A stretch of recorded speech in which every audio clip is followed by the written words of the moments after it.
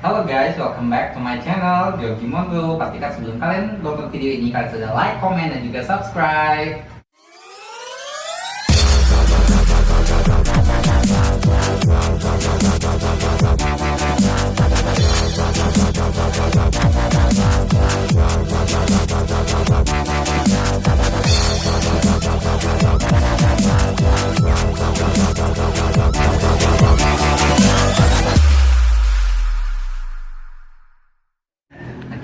Oke. Nih, hari ini aku ada kedatangan bintang tamu, yaitu Mas Gilang lagi kembali ke channel ini. Lagi dan lagi ya. Kita collab lagi. Collab lagi. Hari ini kita mau collab apa Mas Gilang? Kemarin kita udah collab make up nih.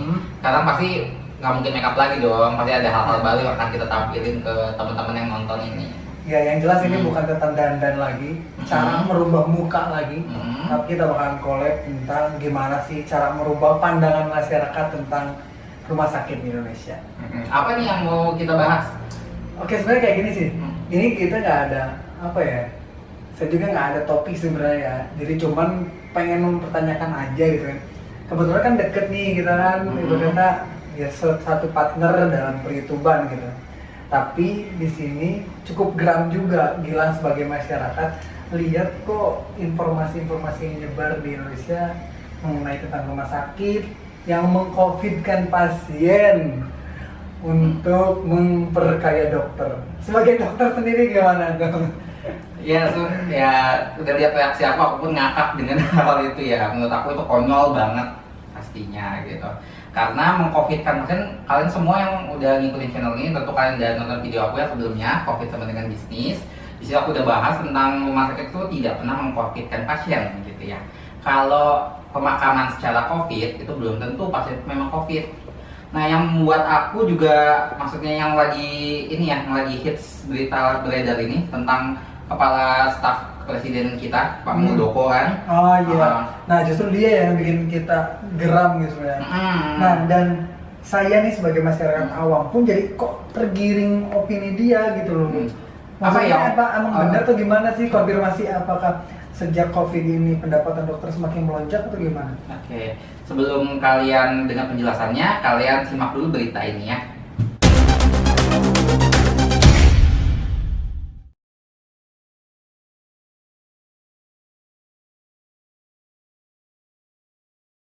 Nah, di sini Pak Muldoko bilang tuduh rumah sakit memperkaya diri di masa COVID. Dokter ngamuk klaim rumah sakit tidak dibayarkan.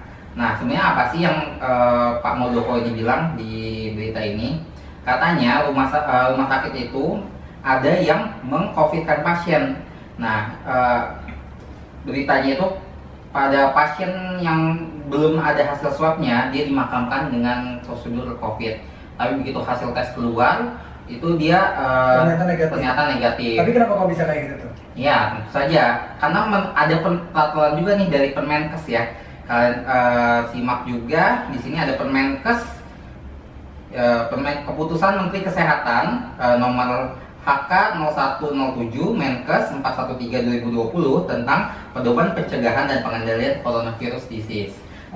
Jadi bisa dibilang ternyata pemerintah sendiri yang mengeluarkan peraturan tersebut, ya. Tapi mereka yang mengirim opini masyarakat. Kalau misalnya dokter ada yang mengcovidkan pasien. Nah, peraturan Menkes itu apa? Ini bisa kalian cek di sini. Kalian cek, yaitu kasus probable yang merupakan kasus suspek dengan ISPA berat, infeksi saluran nafas berat, atau ALDS, atau meninggal dengan gambaran klinis yang meyakinkan COVID dan belum ada hasil pemeriksaan PCR gitu. Jadi pasien ini harus dimakamkan secara COVID kalau dia ada gejala-gejala ISPA berat gitu, walaupun hasil PCR-nya belum keluar. Nah, mendengar hal kayak gitu nih, terus kan karena mendengar video-video yang viral tuh dari masyarakat yang bilang katanya dia tuh dibayar 15 juta demi dikatakan sebagai pasien COVID. Apa bisa gak sih kayak gitu? Gini, kalau misalkan dibayar 15 juta sebagai pasien COVID, kalau masyarakat yang cerdas tentu akan mencari tahu dulu berapa biaya pasien COVID itu sendiri yang ditanggung oleh pemerintah. Karena menurut Inasi BG, kalau misalkan pasien dengan penyakit COVID ini itu udah satu paket. Jadi jika dia ada gejala klinis berat sehingga butuh ventilator, itu udah ada paketnya tersendiri, atau dia hanya gejala ringan, itu udah ada paketnya sendiri. Tentu uang yang terpakai pun bukan hanya untuk biaya dokter ya, karena untuk uang dokternya sendiri itu tidak ada kecuali dari insentif dari pemerintah gitu. Uang yang masuk itu adalah untuk biaya alat-alat, biaya obat juga, biaya rawat inap gitu ya. Biaya rawat inap pun berarti bukan dokter dong yang dapat. Berarti kan dari rumah sakit yang secara uang listrik keluar, uang air keluar, uang biaya makan mereka juga keluar. Jadi gitu kan pengeluaran lebih meledak gitu sebelum pandemi ini menyerang. Iya gitu. Jadi kalau misalkan ada pasien yang bilang dia akan dibayar 15 juta jika mengaku pasien COVID gitu. Sebenarnya pasien itu mau pansos atau memang dia dibayar oleh orang tertentu untuk memfitnah dokter gitu kan. Makanya masyarakat yang cerdas tentu tidak menelan berat-berat informasi yang beredar. Kalian juga boleh nggak percaya dengan kata-kata aku, karena aku juga merupakan orang ini ya, media. Omongan aku belum tentu benar juga. Dan juga kalian jangan percaya dengan berita lain juga sebelum kalian tahu kebenaran juga. Oke, setelah ini kalian bisa cek langsung video ini karena kalian di sini bisa menelah langsung ya dok. Kita langsung datangkan aja video yang lagi viralnya. Cek ya dok. Nah, Apa lagi? oke, nih dok, sekarang udah terbongkar ya. Ternyata ini videonya mungkin dibuat-buat ya, karena dari pihak dokter sendiri mengatakan tidak ada sama sekali yang seperti itu ya. Iya, karena untuk mengcovidkan pasien berarti kan kita harus mengajak kerjasama analis kesehatan yang melakukan pemeriksaan tersebut. Terus juga jika kita akan ditanya buktinya mana nih pasien buktinya, ya tentu bukan dokter dong yang akan ngasih bukti, dari analis kesehatan.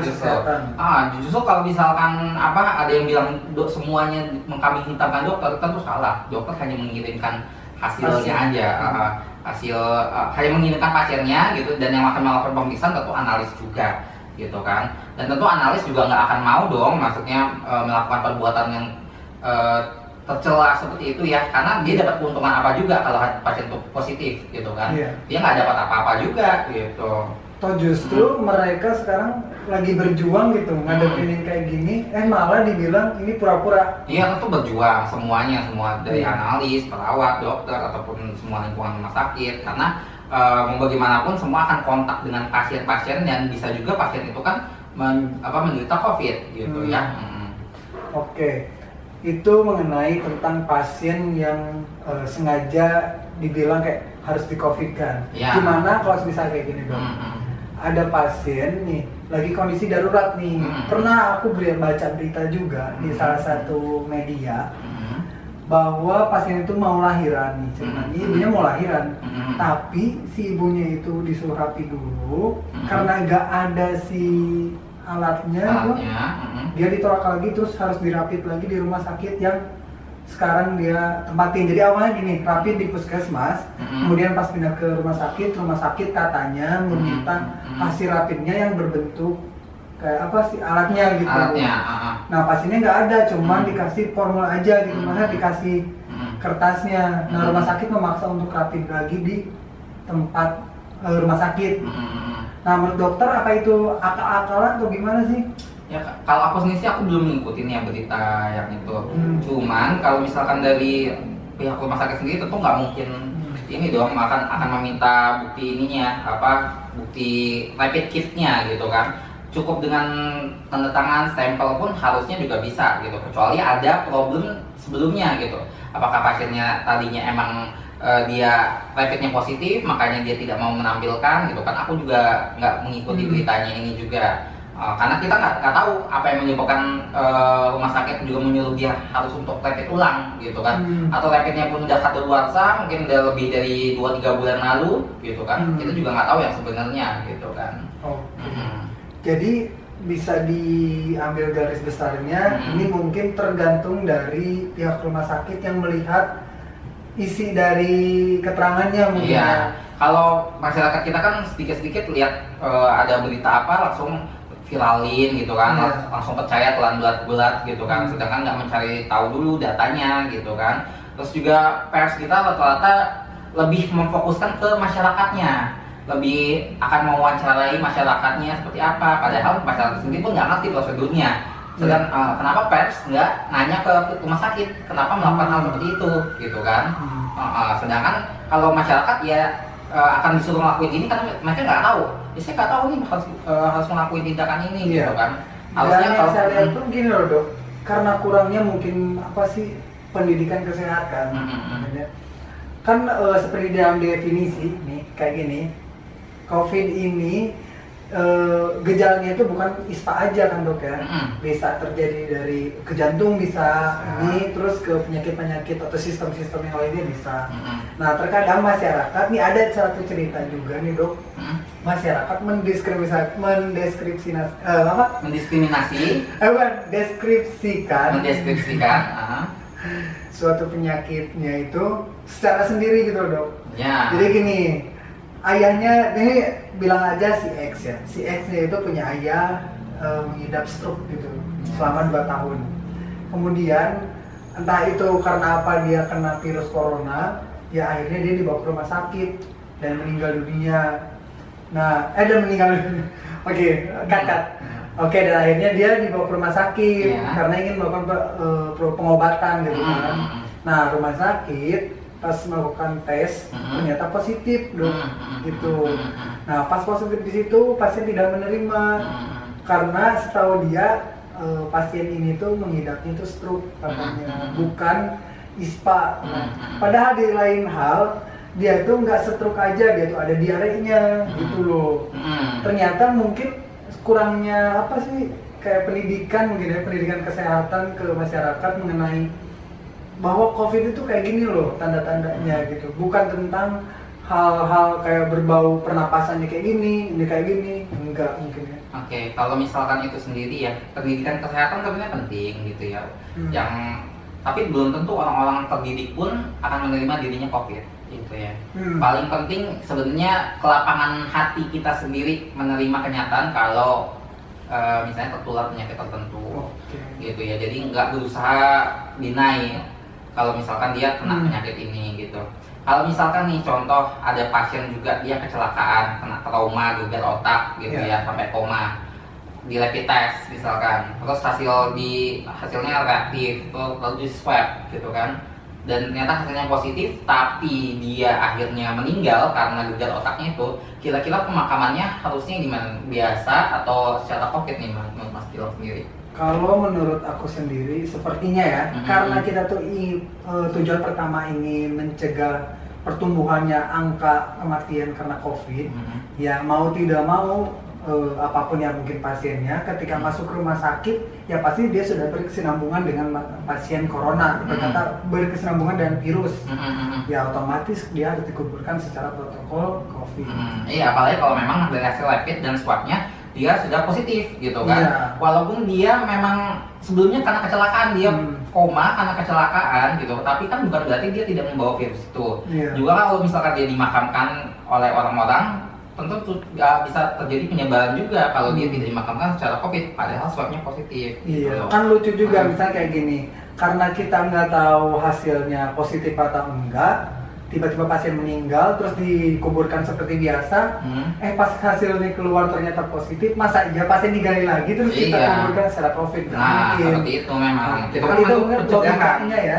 Ya, itu secara logika aja, dan juga ya dari tadi yang keputusan Menkes, kalau misalnya dia ada probable, ada kemungkinan dari gejala ISPA atau ARDS berat, terus juga dari hasil mungkin rapid ataupun swabnya dia positif, ya dia harus dibangunkan dengan COVID gitu, dengan tata cara COVID. Tapi untuk sekarang sejauh ini kan mendengar berita juga nih yang kayak gini.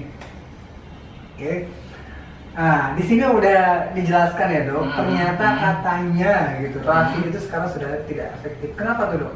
Ya sebenarnya rapid memang tidak efektif karena dia hanya mendeteksi antibody daripada si virus ini. Jadi bukan tujuannya ingin mencari kekayaan lebih banyak, bukan? Nah, tentu aja karena pengen mencari tahu pasien ini ada kemungkinan kena COVID nggak. Ini tidak efektif, kenapa? Ya karena walaupun dia kenanya hari ini, misalnya kalau dia hari ini udah kena, tentu dia udah bisa menyebarkan kalau yang namanya udah kena ya. Tapi rapid itu baru bisa mendeteksi dia positif itu 14 hari kemudian. Jadi selama rentang dia kena hari ini sampai 14 hari itu akan tetap negatif rapid. Tentu nggak efektif karena selama kena dan 14 hari itu dia tetap bisa menyebarkan ke orang lain. Oh gitu. Jadi bukan karena tujuan kita ingin memperkaya juga ya? Bukan karena harganya lebih tinggi jadi kita merekomendasikan, bukan ya? Itu hanya untuk screening sebenarnya. Kalau rapid itu memang bagus untuk screening gitu. Karena sebenarnya kan untuk gold standar pemeriksaan COVID di atas tetap swab gitu ya. Cuman kan tidak semua daerah, tidak semua tempat punya fasilitas swab karena kan mahal dan juga keterbatasan alat-alat juga. Orang mungkin kita di kota besar aja misalnya di satu rumah sakit itu harus mengirim dulu sampel ke laboratorium yang lebih besar gitu kan. Jadi rapid test sebenarnya berguna di tempat-tempat tertentu kalau memang ini ya maksudnya memang bijak penggunaannya gitu, arahannya juga. Mungkin ya bisa terbilang kayak gitu ya guys. Tapi nih ya, yang setahu saya nih dok, karena Kajan bekerja di salah satu pelayanan kesehatan juga. Nah justru di sini ketika dengan situasi pandemi kayak ini, kayaknya pasien makin meludak juga sih dok. Yang cuman ngeluh sedikit langsung klinik, apa itu karena dia pengen karena sadar diri body dia nggak kuat atau gimana tuh dok? Yang pertama kan macam-macam ya penyebab pasien tuh kontrol ke fasilitas kesehatan. Itu yang pertama bisa karena dia ketakutan juga karena lagi pandemi ini.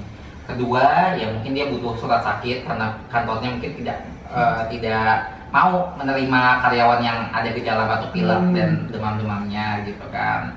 Terus ya yang ketiga ya mungkin ini aja ya karena memang dia butuh pengobatan gitu. Kalau dia masuk butuh pengobatan.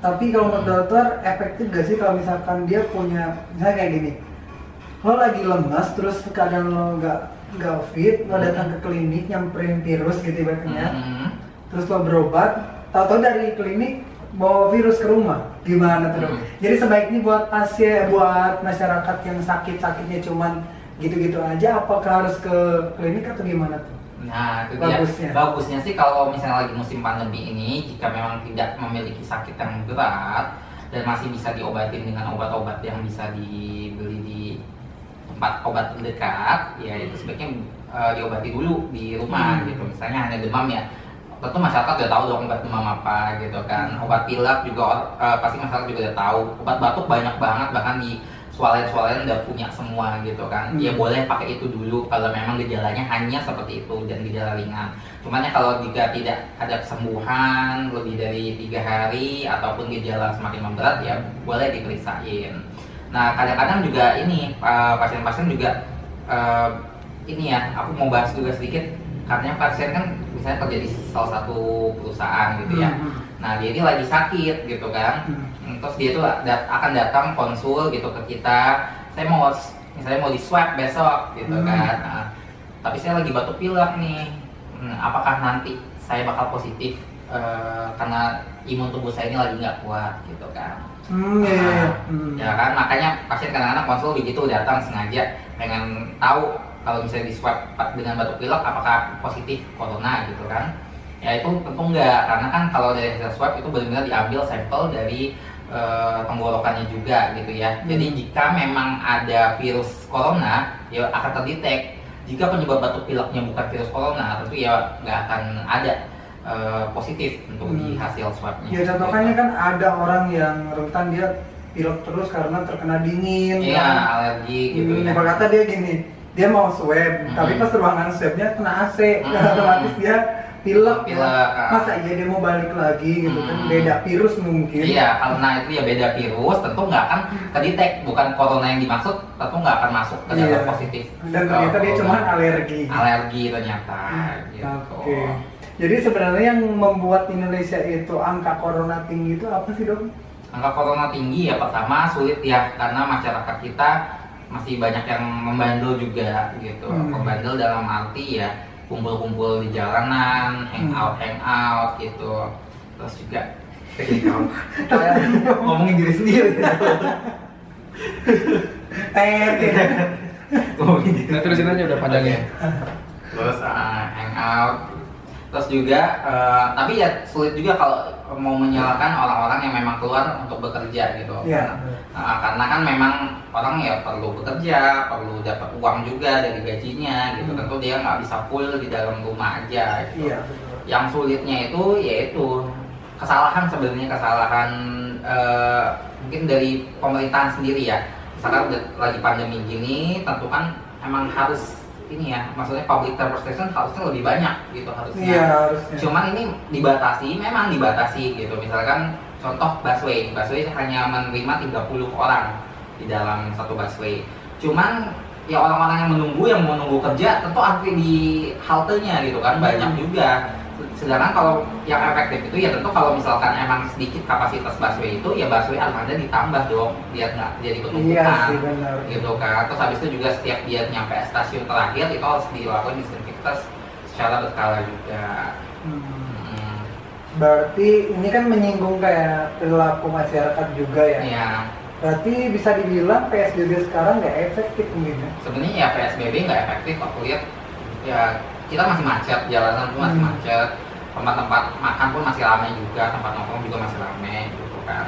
Karena ya memang sulit sih kalau misalkan kita ingin menghentikan roda perekonomian, ini sudah terpuruk banget gitu ya. Banyak restoran-restoran pun yang udah sampai turun ke jalanan jualannya gitu kan.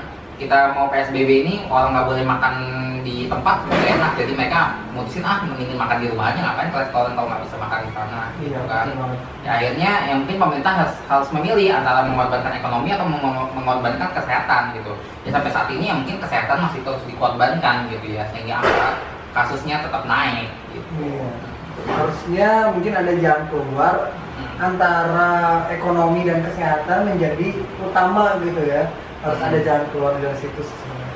Ya, mungkin jalan keluarnya ya kalau misalkan diberlakuin PSBB, yaitu memang PSBB secara ketat gitu. Kalaupun memang memang karyawan harus di rumah, orang-orang kerja harus di rumah, gitu. Yang bisa bekerja di rumah ya bekerja di rumah. Jika yang nggak bisa bekerja di rumah ya mungkin pemerintah harus lebih support gitu. Support secara finansial gitu. Iya. Mungkin kita selama 2 minggu aja dikurung di dalam rumah, pemerintah bisa sokong kehidupan masyarakat, ya tentu akan menghentikan juga laju kenaikan kasus corona ini. Iya, udah kan kelihatan. Udah kedip-kedip. Udah terusin aja, senyampainya aja. Oke, karena kan kelihatan banget kan dokter. Jadi kebanyakan sekarang orang tuh lebih mencari uang daripada dia gak makan gitu kan, karena situasi kayak gini. Ya makanya katanya kena corona mati terus nggak makan juga mati, jadi ya udahlah mereka jangan dimakan gitu. Apalagi yang udah punya berkeluarga, anak, istri kan di rumah. Jadi untuk menanggulangi corona ini sendiri ya pertama kita butuh kerjasama dari pemerintah, masyarakat juga gitu, karena nggak hanya dokter-dokter yang menjadi garda terdepan, kita semua itu garda terdepan untuk menghentikan laju pertumbuhan virus ini. Dan juga kalau kita juga butuh bantuan pers kita juga untuk supaya tidak menggiring opini masyarakat. Dan kita sebenarnya butuh pemerintah yang kompak sebenarnya. Karena yang seperti kita tahu kepala staf presidenan dia bilang mengcovidkan pasien, sedangkan itu adalah merupakan peraturan dari Menteri Kesehatan. Emang Pak Kepala Staf Presiden itu nggak pernah baca konsultasi juga dengan Menteri Kesehatan kita sampai statement dia itu bertolak belakang dengan statement dari Menteri Kesehatan gitu kan. Ibarat kata yang udah dimunculkan dalam Menteri Kesehatan dia otomatis sudah terbaca sama orang yang lebih atas. Iya harusnya mereka juga lebih tahu. Masa masyarakat aja tahu, masa yang bergerak di bidang pemerintahan nggak tahu gitu kan. Justru malah memperburuk suasana. Iya, memperkeruh suasana. Juga pers juga sebaiknya ini juga tidak hanya memihak ke masyarakat juga, tapi juga pihak ke dokter juga harus cross check gitu ya kalau ada berita-berita tertentu supaya tidak jadi kisruh di masyarakat. Kalau misalkan pemerintah pun pers juga menggiring opini, kami hitamkan nakes selalu, ya lihat hasilnya. Nakes dilemparin kotoran sama masyarakat, terus juga nakes datang udah langsung diusir gitu kan, nggak boleh ngelakuin misalnya swab ataupun rapid yang sesuai dengan tugasnya gitu. Ya itulah butuhnya kerjasama pemerintah yang kompak dan pers yang kompak. Kalau pemerintah pers juga kompak ya tentu nggak akan sekisruh ini gitu. Jadi kita bisa kerjasama gitu ya, satu kepala juga nggak hanya kita mencari kambing hitam gitu. Ya akhirnya tenaga-tenaga kesehatan jadi kambing hitam yang katanya mereka mengcovidkan, mereka mencari keuntungan karena gajinya besar.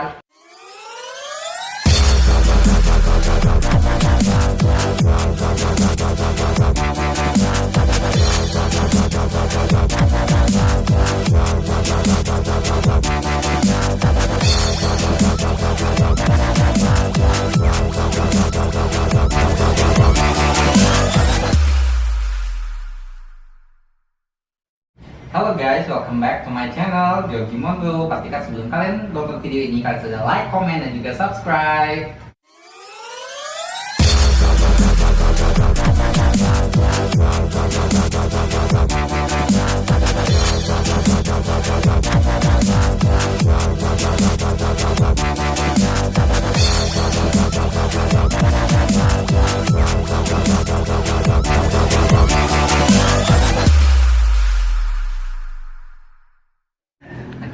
Oke. Nih, hari ini aku ada kedatangan bintang tamu, yaitu Mas Gilang lagi kembali di channel ini. Lagi ya. Lagi dan lagi ya. Kita collab lagi. Collab lagi. Hari ini kita mau collab apa Mas Gilang? Kemarin kita udah collab make up nih.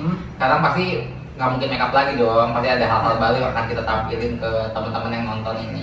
Ya, yang jelas ini bukan tentang dandan lagi, cara merubah muka lagi, tapi kita bakalan collab tentang gimana sih cara merubah pandangan masyarakat tentang rumah sakit di Indonesia. Apa nih yang mau kita bahas? Oke, sebenarnya kayak gini sih, ini kita nggak ada apa ya, saya juga nggak ada topik sebenarnya ya, jadi cuman pengen mempertanyakan aja gitu kan. Kebetulan kan deket nih kita kan, ibaratnya ya satu partner dalam per-YouTuban gitu.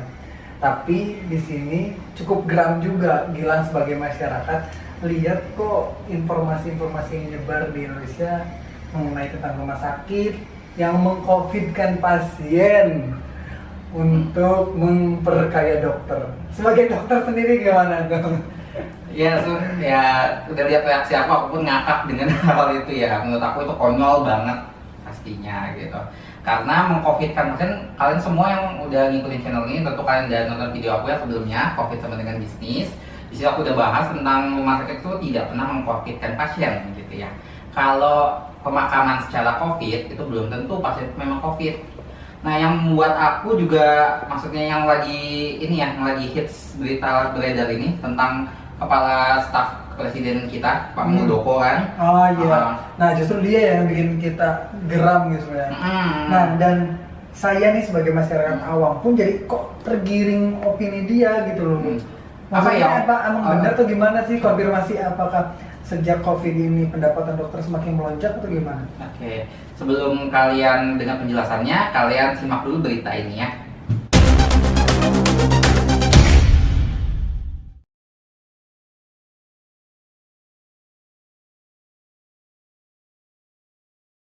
Nah, di sini Pak Muldoko bilang tuduh rumah sakit memperkaya diri di masa COVID. Dokter ngamuk klaim rumah sakit tidak dibayarkan. Nah, sebenarnya apa sih yang Pak Muldoko ini bilang di berita ini? Katanya rumah sakit itu ada yang mengcovidkan pasien. Nah, beritanya itu pada pasien yang belum ada hasil swabnya dia dimakamkan dengan prosedur COVID. Tapi begitu hasil tes keluar itu dia ternyata negatif. Tapi kenapa kok bisa kayak gitu tuh? Ya, tentu saja. Karena ada peraturan juga nih dari Permenkes ya. Kalian simak juga di sini ada Permenkes, keputusan Menteri Kesehatan nomor HK 0107 Menkes 413/2020 tentang pedoman pencegahan dan pengendalian coronavirus disease. Oh, jadi bisa dibilang ternyata pemerintah sendiri yang mengeluarkan peraturan tersebut, ya. Tapi mereka yang mengirim opini masyarakat. Kalau misalnya dokter ada yang mengcovidkan pasien. Nah, peraturan Menkes itu apa? Ini apa? Bisa kalian cek di sini. Kalian cek, yaitu kasus probable yang merupakan kasus suspek dengan ISPA berat, infeksi saluran nafas berat, atau ARDS, atau meninggal dengan gambaran klinis yang meyakinkan COVID dan belum ada hasil pemeriksaan PCR gitu. Jadi pasien ini harus dimakamkan secara COVID kalau dia ada gejala-gejala ISPA berat gitu, walaupun hasil PCR-nya belum keluar. Nah, mendengar hal kayak gitu nih, terus kan karena mendengar video-video yang viral tuh dari masyarakat yang bilang katanya dia tuh dibayar 15 juta demi dikatakan sebagai pasien COVID. Apa bisa nggak sih kayak gitu? Gini, kalau misalkan dibayar 15 juta sebagai pasien COVID, kalau masyarakat yang cerdas tentu akan mencari tahu dulu berapa biaya pasien COVID itu sendiri yang ditanggung oleh pemerintah. Karena menurut Inasi BG, kalau misalkan pasien dengan penyakit COVID ini itu udah satu paket. Jadi jika dia ada gejala klinis berat sehingga butuh ventilator, itu udah ada paketnya tersendiri, atau dia hanya gejala ringan, itu udah ada paketnya sendiri. Tentu uang yang terpakai pun bukan hanya untuk biaya dokter ya, karena untuk uang dokternya sendiri itu tidak ada kecuali dari insentif dari pemerintah gitu. Uang yang masuk itu adalah untuk biaya alat-alat, biaya obat juga, biaya rawat inap gitu ya. Biaya rawat inap pun berarti bukan dokter dong yang dapat. Tapi kan dari rumah sakit yang secara uang listrik keluar, uang air keluar, uang biaya makan mereka juga jadi keluar gitu kan. pengeluaran lebih meledak gitu sebelum pandemi ini menyerang. Iya gitu. Jadi kalau misalkan ada pasien yang bilang dia akan dibayar 15 juta jika mengaku pasien COVID gitu. Sebenarnya pasien itu mau pansos atau memang dia dibayar oleh orang tertentu untuk memfitnah dokter gitu kan. Makanya masyarakat yang cerdas tentu tidak menelan berat-berat informasi yang beredar. Kalian juga boleh nggak percaya dengan kata-kata aku, karena aku juga merupakan orang ini ya, media. Omongan aku belum tentu benar juga. Dan juga kalian jangan percaya dengan berita lain juga sebelum kalian tahu kebenaran juga. Oke, setelah ini kalian bisa cek langsung video ini karena kalian di sini bisa menelah langsung ya dok. Kita langsung datangkan aja video yang lagi viralnya. Cek ya dok. Nah, Apa lagi? oke nih dok, sekarang udah terbongkar ya. Ternyata ini videonya mungkin dibuat-buat ya. Karena dari pihak dokter sendiri mengatakan tidak ada sama sekali yang seperti itu ya. Iya, karena untuk meng-covidkan pasien berarti kan kita harus mengajak kerjasama analis kesehatan yang melakukan pemeriksaan tersebut. Terus juga jika kita akan ditanya buktinya mana nih pasien buktinya, ya tentu bukan dokter dong yang akan ngasih bukti, dari analis kesehatan justru. Justru kalau misalkan ada yang bilang semuanya kami hitamkan dokter, tentu salah. Dokter hanya mengirimkan hasilnya aja, hanya mengirimkan pasiennya gitu, dan yang akan melakukan pemeriksaan tentu analis juga gitu kan. Dan tentu analis juga nggak akan mau dong, maksudnya melakukan perbuatan yang tercela seperti itu ya, karena dia dapat keuntungan apa juga kalau pasien itu positif gitu kan. Dia nggak dapat apa-apa juga gitu. Toh justru mereka sekarang lagi berjuang gitu ngadepin yang kayak gini, malah dibilang ini pura-pura. Iya, tentu berjuang semuanya, semua dari analis, perawat, dokter ataupun semua lingkungan rumah sakit, karena mau bagaimanapun semua akan kontak dengan pasien-pasien, dan bisa juga pasien itu kan menderita COVID gitu ya. Oke, itu mengenai tentang pasien yang sengaja dibilang kayak harus di-COVID-kan. Gimana kalau misalnya kayak gini dong? Ada pasien nih lagi kondisi darurat nih. Pernah aku baca berita juga di salah satu media bahwa pasien itu mau lahiran nih, ceritanya ibunya mau lahiran, tapi si ibunya itu disuruh rapi dulu karena nggak ada si alatnya, dia ditolak lagi, terus harus dirapit lagi di rumah sakit yang sekarang dia tempatin. Jadi awalnya gini, rapid di puskesmas, kemudian pas pindah ke rumah sakit katanya meminta hasil rapidnya yang berbentuk kayak apa sih alatnya gitu. Nah pasiennya nggak ada, cuman dikasih formul aja gitu, mana dikasih kertasnya. Nah rumah sakit memaksa untuk rapid lagi di tempat rumah sakit. Nah menurut dokter apa itu akal-akalan atau gimana sih? Ya kalau aku sendiri sih aku belum ngikutin ya berita yang itu. Cuman kalau misalkan dari pihak rumah sakit sendiri tentu nggak mungkin ini dong akan meminta bukti bukti rapid kitnya gitu kan. Cukup dengan tanda tangan stempel pun harusnya juga bisa gitu, kecuali ada problem sebelumnya gitu. Apakah pasiennya tadinya emang dia rapidnya positif makanya dia tidak mau menampilkan gitu kan. Aku juga nggak mengikuti beritanya ini juga.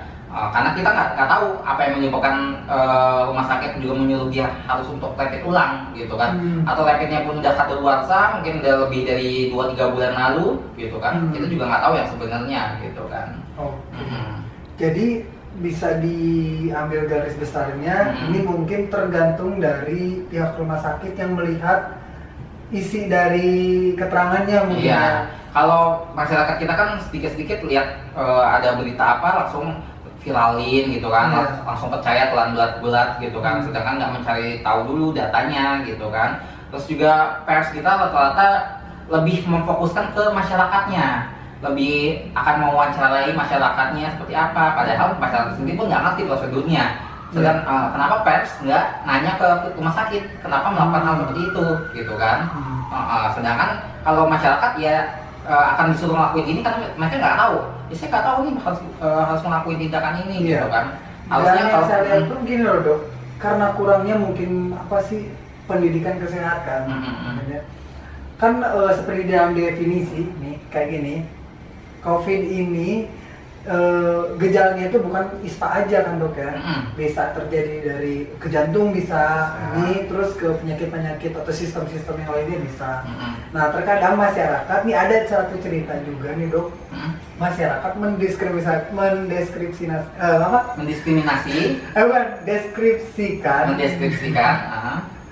suatu penyakitnya itu secara sendiri gitu dok. Ya. Jadi gini, ayahnya ini bilang aja si X ya, si X-nya itu punya ayah mengidap stroke gitu selama 2 tahun.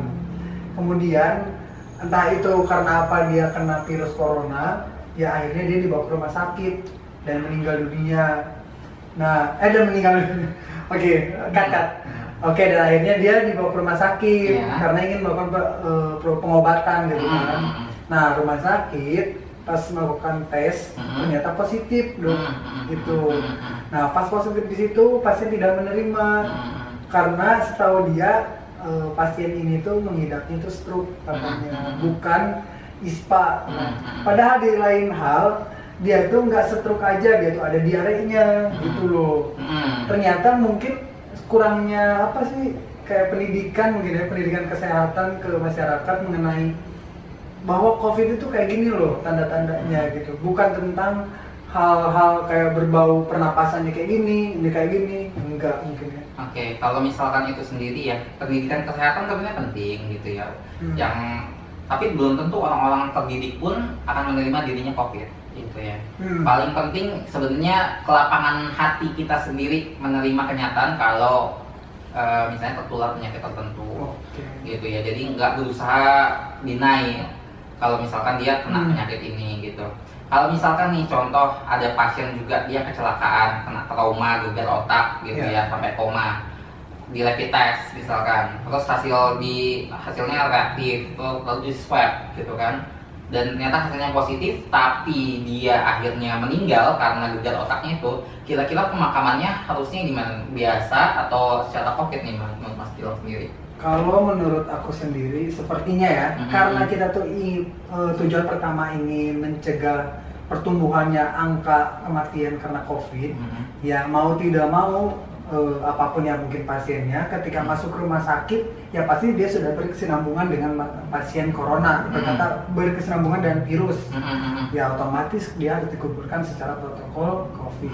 Iya, apalagi kalau memang dari hasil rapid dan swabnya dia sudah positif gitu kan. Walaupun dia memang sebelumnya karena kecelakaan dia koma karena kecelakaan gitu, tapi kan bukan berarti dia tidak membawa virus itu.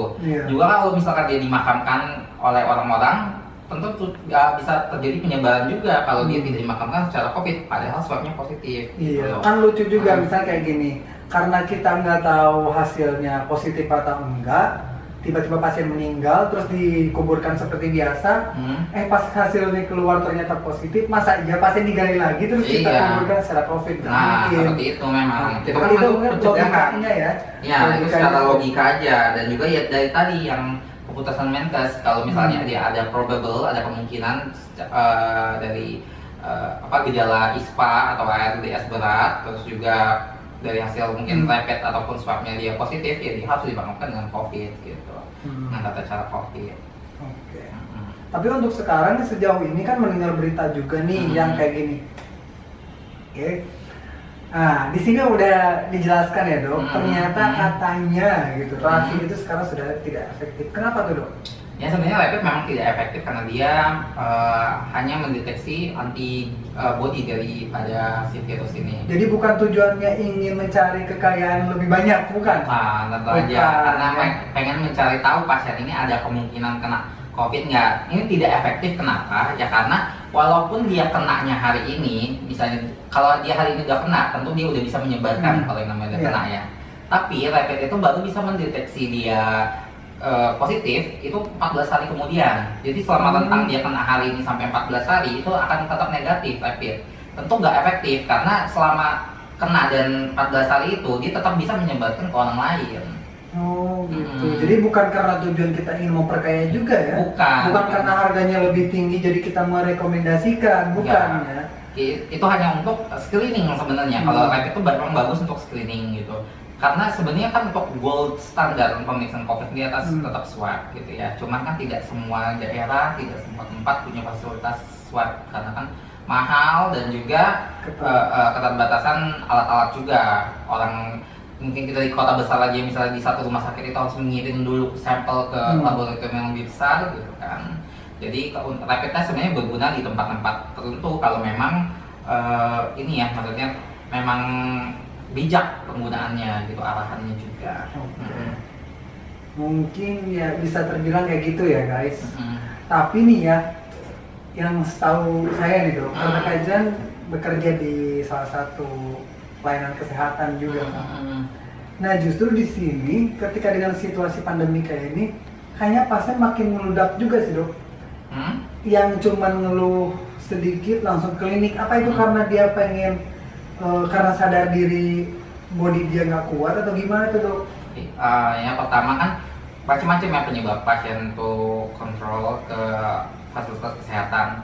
Itu yang pertama bisa karena dia ketakutan juga karena lagi pandemi ini. Kedua ya mungkin dia butuh surat sakit karena kantornya mungkin tidak mau menerima karyawan yang ada gejala batuk pilek dan demam-demamnya gitu kan.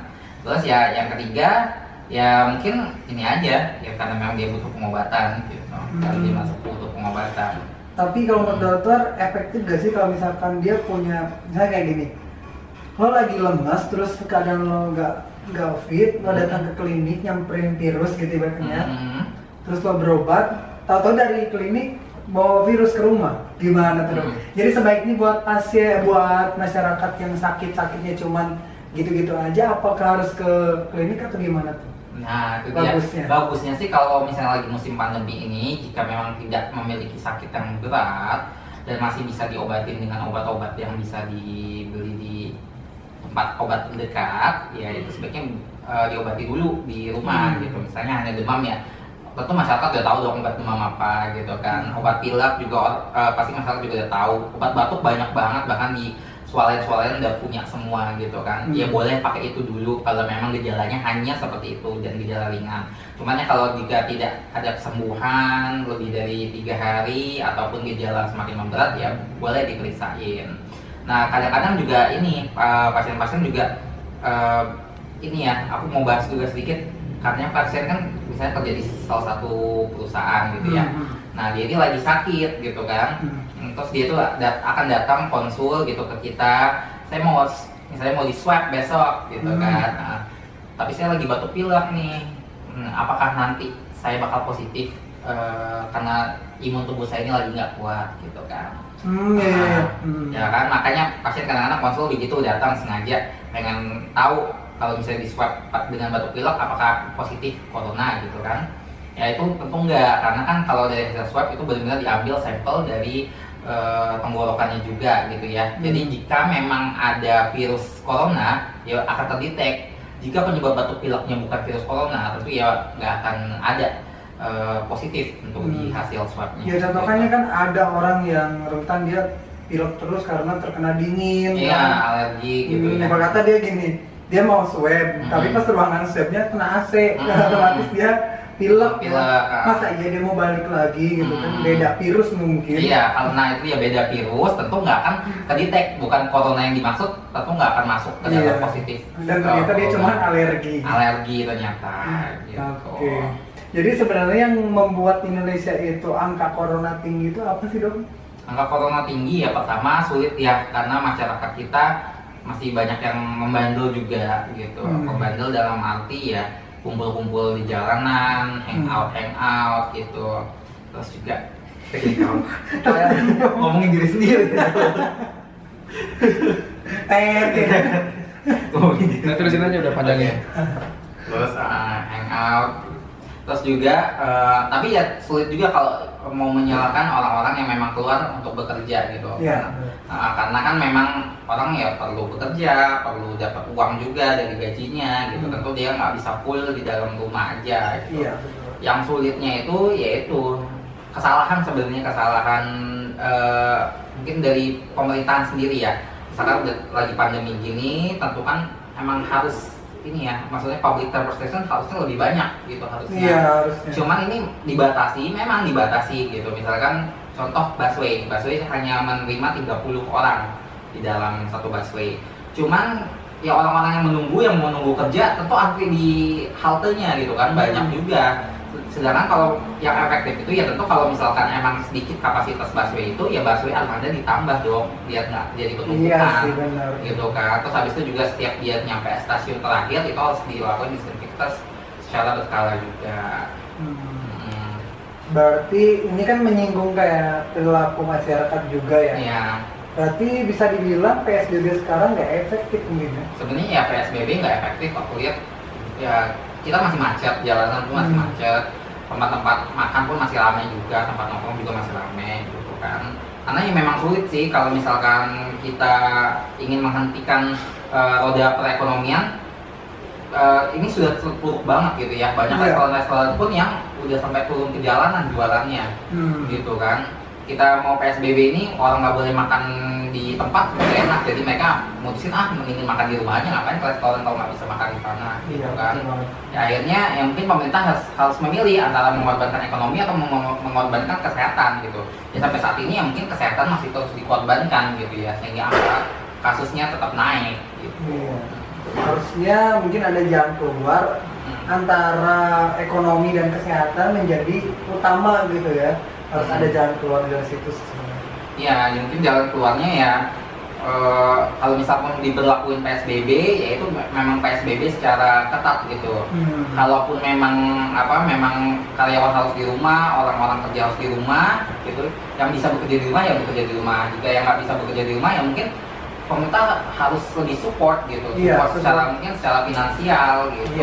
Mungkin kita selama 2 minggu aja dikurung di dalam rumah, pemerintah bisa sokong kehidupan masyarakat, ya tentu akan menghentikan juga laju kenaikan kasus corona ini. Iya, udah kan kelihatan udah kedip-kedip. Udah terusin aja, senyampainya aja. Oke, karena kan kelihatan banget kan dokter. Jadi kebanyakan sekarang orang tuh lebih mencari uang daripada dia gak makan gitu kan, karena situasi kayak gini. Ya makanya katanya kena corona mati, terus nggak makan juga mati. Jadi ya udahlah, mereka jangan dimakan gitu. Apalagi yang udah punya berkeluarga, anak, istri kan di rumah. Jadi untuk menanggulangi corona ini sendiri, ya pertama kita butuh kerjasama dari pemerintah, masyarakat juga gitu. Karena nggak hanya dokter-dokter yang menjadi garda terdepan, kita semua itu garda terdepan untuk menghentikan laju pertumbuhan virus ini.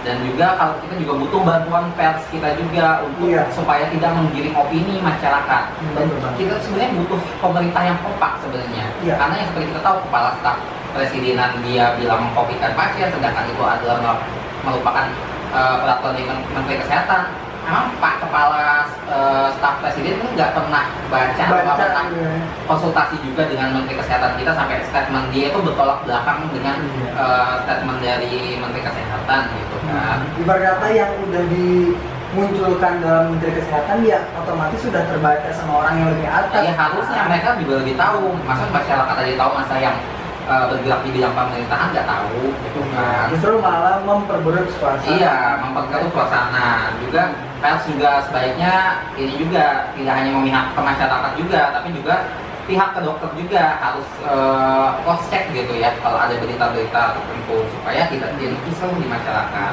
Kalau misalkan pemerintah pun pers juga menggiring opini, kami hitamkan nakes selalu, ya lihat hasilnya. Nakes dilemparin kotoran sama masyarakat, terus juga nakes datang udah langsung diusir gitu kan, nggak boleh ngelakuin misalnya swab ataupun rapid yang sesuai dengan tugasnya gitu. Ya itulah butuhnya kerjasama pemerintah yang kompak dan pers yang kompak. Kalau pemerintah pers juga kompak ya tentu nggak akan sekisruh ini gitu. Jadi kita bisa kerjasama gitu ya, satu kepala juga gitu. Nggak hanya kita mencari kambing hitam gitu. ya akhirnya tenaga-tenaga kesehatan jadi kambing hitam yang katanya mereka mengcovidkan, mereka mencari keuntungan karena gajinya besar.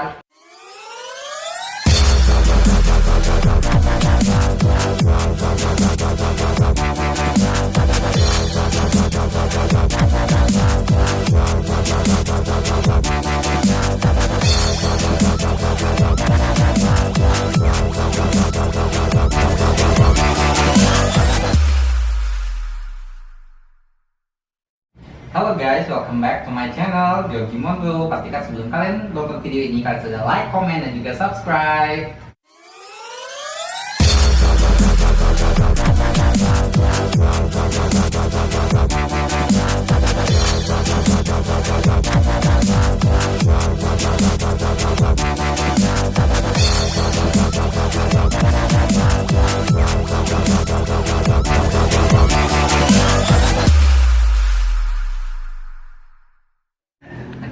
Oke. Nih, hari ini aku ada kedatangan bintang tamu, yaitu Mas Gilang lagi kembali di channel ini. Lagi dan lagi ya. Kita collab lagi. Collab lagi. Hari ini kita mau collab apa Mas Gilang? Kemarin kita udah collab make up nih. Sekarang pasti nggak mungkin make up lagi dong. Pasti ada hal-hal baru yang akan kita tampilin ke teman-teman yang nonton ini. Ya, yang jelas ini bukan tentang dandan lagi, cara merubah muka lagi. Tapi kita bakalan collab tentang gimana sih cara merubah pandangan masyarakat tentang rumah sakit di Indonesia. Apa nih yang mau kita bahas? Oke, sebenarnya kayak gini sih. Ini kita nggak ada apa ya? Saya juga nggak ada topik sebenarnya ya. Jadi cuman pengen mempertanyakan aja gitu kan. Kebetulan kan deket nih kita kan, ibaratnya ya satu partner dalam per-YouTubean gitu. Tapi di sini cukup geram juga Gilang sebagai masyarakat lihat kok informasi-informasi yang nyebar di Indonesia mengenai tentang rumah sakit yang mengcovidkan pasien untuk memperkaya dokter. Sebagai dokter sendiri gimana dong? Ya, udah lihat reaksi aku pun ngakak dengan hal itu ya. Menurut aku itu konyol banget pastinya gitu. Karena mengcovidkan, mungkin kalian semua yang udah ngikutin channel ini tentu kalian udah nonton video aku yang sebelumnya COVID sama dengan bisnis. Di sini aku udah bahas tentang rumah sakit itu tidak pernah mengcovidkan pasien gitu ya. Kalau pemakaman secara COVID itu belum tentu pasien memang COVID. Nah, yang membuat aku juga maksudnya yang lagi hits berita beredar ini tentang kepala staf presiden kita Pak Muldoko kan. Oh iya. Nah, justru dia yang bikin kita geram gitu ya. Nah, dan saya nih sebagai masyarakat awam pun jadi kok tergiring opini dia gitu loh. Maksudnya apa emang benar atau gimana sih, konfirmasi apakah sejak COVID ini pendapatan dokter semakin melonjak atau gimana? Oke, sebelum kalian dengar penjelasannya, kalian simak dulu berita ini ya.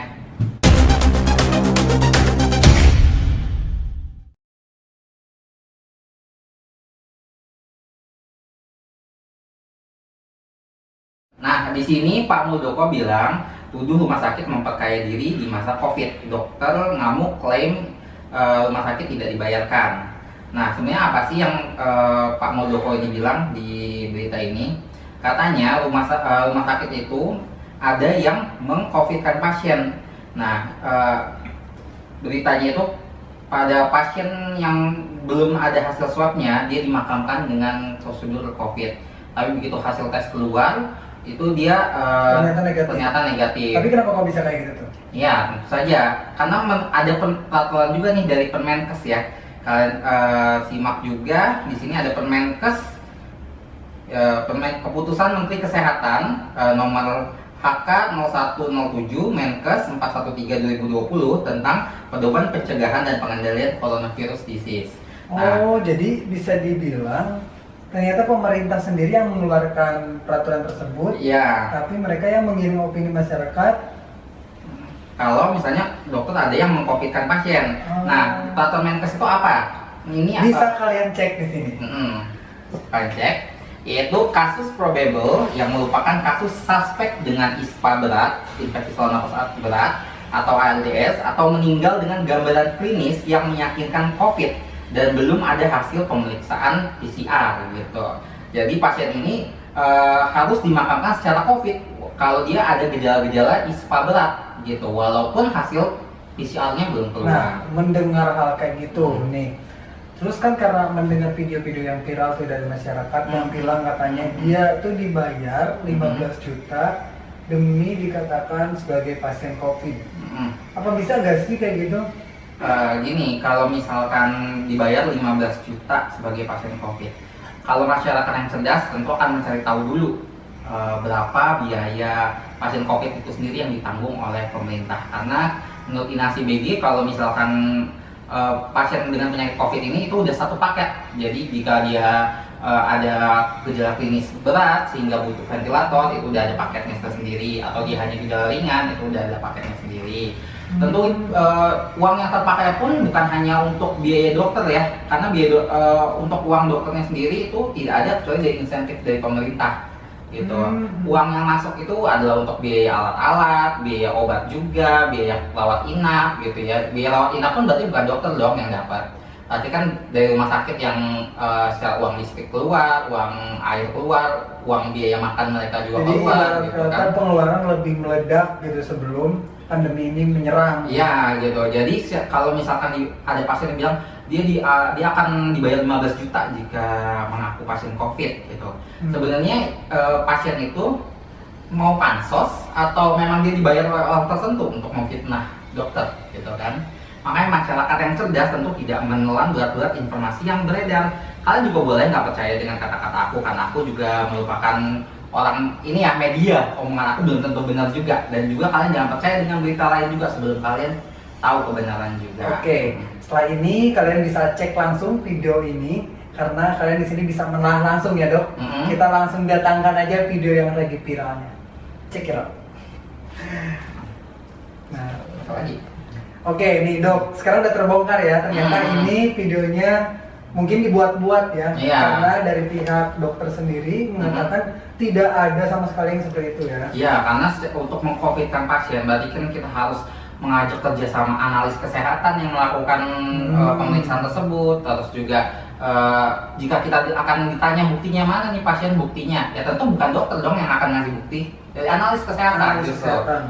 Justru kalau misalkan ada yang bilang semuanya mengkambing hitamkan dokter, tentu salah. Dokter hanya mengirimkan hasilnya aja, hanya mengirimkan pasiennya gitu, dan yang akan melakukan pemeriksaan tentu analis juga gitu kan. Dan tentu analis juga nggak akan mau dong, maksudnya melakukan perbuatan yang tercela seperti itu ya, karena dia dapat keuntungan apa juga kalau pasien itu positif gitu kan.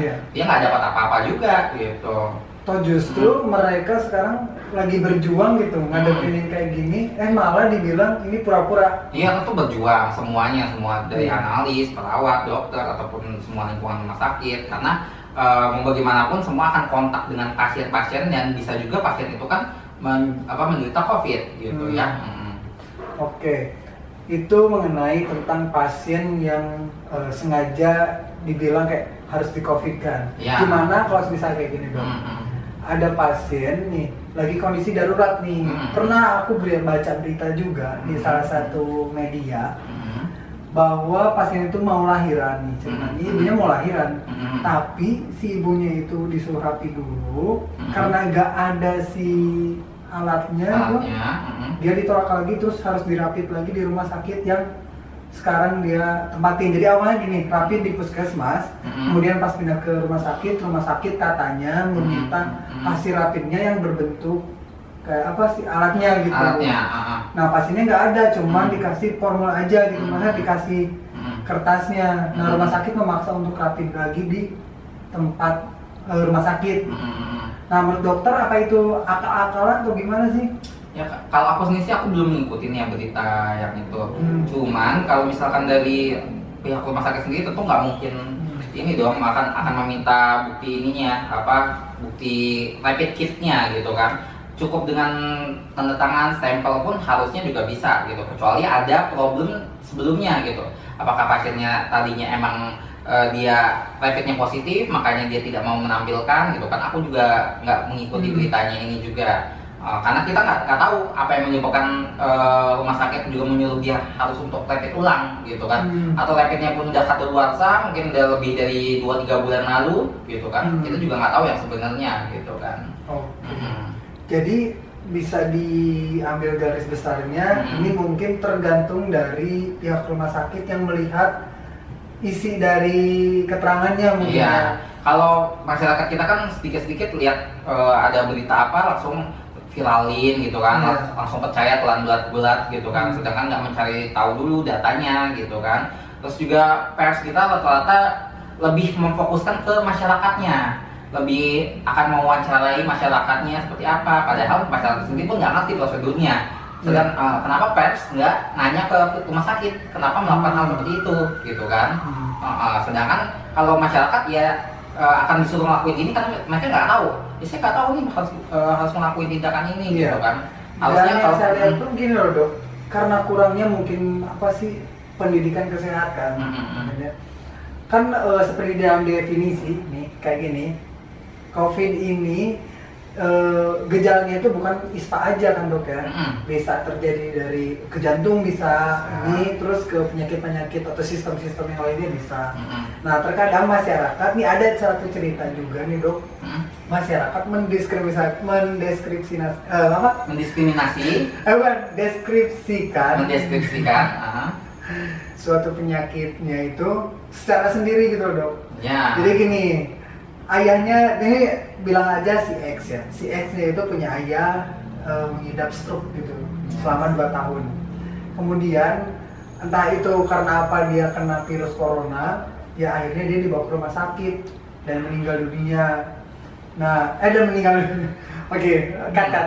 Oke, dan akhirnya dia dibawa ke rumah sakit karena ingin melakukan pengobatan gitu kan. Nah, rumah sakit pas melakukan tes ternyata positif dok, gitu. Nah, pas positif di situ pasien tidak menerima karena setahu dia pasien ini tuh mengidapnya itu stroke katanya, bukan ISPA. Padahal di lain hal dia tuh nggak stroke aja, dia tuh ada diarenya gitu loh. Ternyata mungkin kurangnya apa sih kayak pendidikan mungkin ya, pendidikan kesehatan ke masyarakat mengenai bahwa COVID itu kayak gini loh tanda-tandanya gitu, bukan tentang hal-hal kayak berbau pernapasannya kayak gini, ini kayak gini, enggak mungkin ya. Oke, kalau misalkan itu sendiri ya, pendidikan kesehatan tentunya penting gitu ya. Yang tapi belum tentu orang-orang terdidik pun akan menerima dirinya COVID gitu ya. Paling penting sebenarnya kelapangan hati kita sendiri menerima kenyataan kalau misalnya tertular penyakit tertentu gitu ya. Jadi nggak berusaha deny kalau misalkan dia kena penyakit ini gitu. Kalau misalkan nih contoh ada pasien juga dia kecelakaan, kena trauma, gegar otak gitu ya sampai koma, di rapid test misalkan, terus hasilnya reaktif, lalu di swab gitu kan, dan ternyata hasilnya positif, tapi dia akhirnya meninggal karena gegar otaknya itu, kira-kira pemakamannya harusnya gimana? Biasa atau secara COVID nih menurut Mas Dilo sendiri? Kalau menurut aku sendiri sepertinya ya, karena kita tuh tujuan pertama ingin mencegah pertumbuhannya angka kematian karena COVID, ya mau tidak mau apapun yang mungkin pasiennya, ketika masuk ke rumah sakit, ya pasti dia sudah berkesinambungan dengan pasien corona, ternyata berkesinambungan dengan virus, ya otomatis dia harus dikuburkan secara protokol COVID. Iya, apalagi kalau memang dari hasil rapid dan swabnya dia sudah positif gitu kan, walaupun dia memang sebelumnya karena kecelakaan dia koma karena kecelakaan gitu, tapi kan bukan berarti dia tidak membawa virus itu. Juga kalau misalkan dia dimakamkan oleh orang-orang, tentu nggak bisa terjadi penyebaran juga kalau dia tidak dimakamkan secara COVID, padahal swabnya positif. Iya, gitu. Kan lucu juga misalnya kayak gini, karena kita nggak tahu hasilnya positif atau enggak, tiba-tiba pasien meninggal terus dikuburkan seperti biasa, pas hasilnya keluar ternyata positif, masa iya pasien digali lagi terus kita kuburkan secara COVID? Nah, seperti itu memang. Itu kan logikanya ya. Ya, itu secara logika aja, dan juga ya dari tadi yang keputusan Menkes, kalau misalnya dia ada probable, ada kemungkinan dari gejala ISPA atau ARDS berat, terus juga dari hasil mungkin rapid ataupun swabnya dia positif, ya dia harus dibangunkan dengan COVID gitu, dengan tata cara COVID. Oke.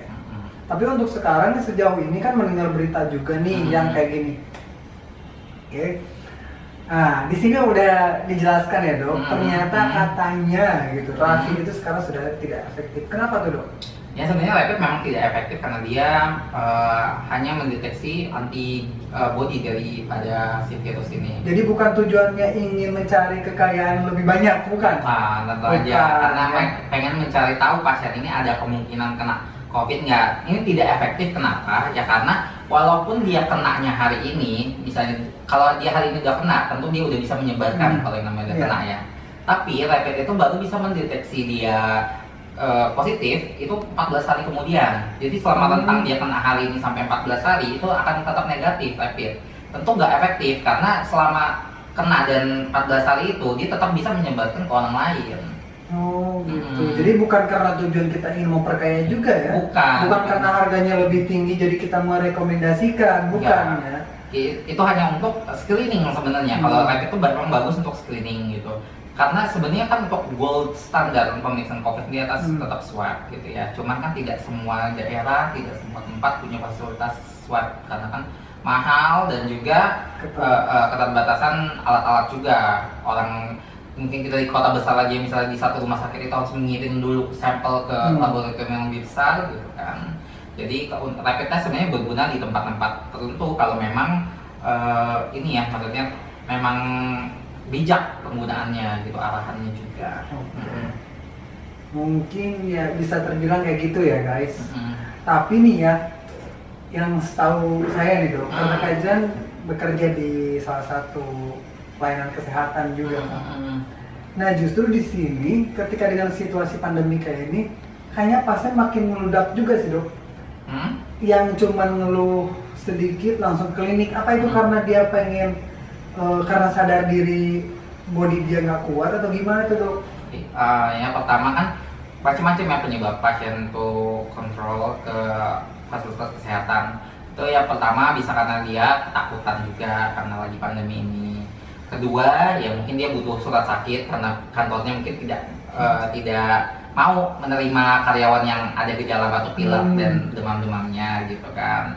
Terus ya yang ketiga ya mungkin ini aja ya karena memang dia butuh pengobatan gitu. Kalau dia masuk butuh pengobatan.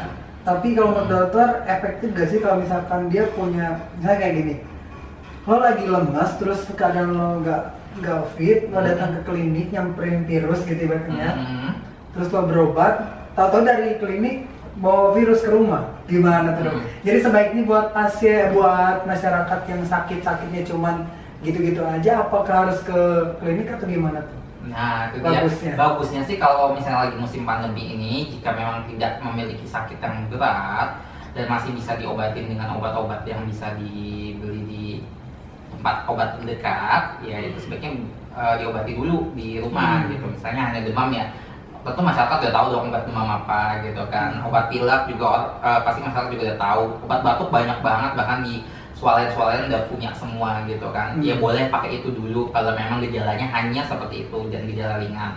Cuman ya kalau jika tidak ada kesembuhan lebih dari 3 hari ataupun gejala semakin memberat ya boleh diperiksain. Nah kadang-kadang juga ini pasien-pasien juga ini ya aku mau bahas juga sedikit karena pasien kan misalnya kerja di salah satu perusahaan gitu ya. Nah dia ini lagi sakit gitu kan. Terus dia tuh akan datang konsul gitu ke kita. Saya mau misalnya mau di swab besok gitu kan. Nah, tapi saya lagi batuk pilek nih. Apakah nanti saya bakal positif karena imun tubuh saya ini lagi nggak kuat gitu kan. Ya kan makanya pasien kadang-kadang konsul begitu datang sengaja pengen tahu kalau misalnya di swab dengan batuk pilek apakah positif corona gitu kan. Ya itu tentu enggak, karena kan kalau dari hasil swab itu benar-benar diambil sampel dari tenggorokannya juga gitu ya. Jadi jika memang ada virus corona ya akan terdetek. Jika penyebab batuk pileknya bukan virus corona tentu ya nggak akan ada positif untuk di hasil swabnya. Ya contohnya kan ada orang yang rentan dia pilek terus karena terkena dingin. Iya kan? alergi gitu ya. Kata dia gini, dia mau swab, tapi pas ruangan swabnya kena AC, otomatis dia pilek. Masa iya dia mau balik lagi gitu kan, beda virus mungkin. Iya, karena itu ya beda virus, tentu nggak akan kedetek, bukan corona yang dimaksud, tentu nggak akan masuk ke dalam positif. Dan ternyata dia cuma alergi. Alergi ternyata. Gitu. Jadi sebenarnya yang membuat Indonesia itu angka corona tinggi itu apa sih dok? Angka corona tinggi ya, pertama sulit ya karena masyarakat kita masih banyak yang membandel juga gitu. Membandel dalam arti ya kumpul-kumpul di jalanan, hangout gitu. Terus juga ngomongin diri sendiri. Ngomongin diri. Nah, terusin aja udah panjangnya. Terus hangout. Terus juga tapi ya sulit juga kalau mau menyalahkan orang-orang yang memang keluar untuk bekerja gitu. Iya. Karena kan memang orang ya perlu bekerja, perlu dapat uang juga dari gajinya gitu. Tentu dia nggak bisa full di dalam rumah aja gitu. Iya, betul. Yang sulitnya itu yaitu kesalahan, sebenarnya kesalahan mungkin dari pemerintahan sendiri ya.